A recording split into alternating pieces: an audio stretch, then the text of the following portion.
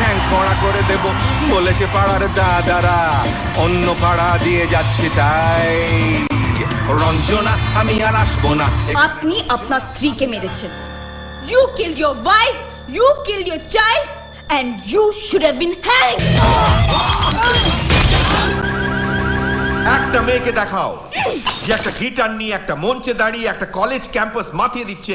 তুমি আসবে বলে তাই আমি স্বপ্ন দেখে যাই, আর একটা করে দিন চলে যায়। পরিচয় চলে গেছেন, দাঁড়িয়ে তোমার এত মাথা ব্যথা। আমার ভাবতে ভালো লাগে রবীন্দ্রনাথ আমার মধ্যে আছে। রবীন্দ্রনাথকে নিয়ে আমি চলছি।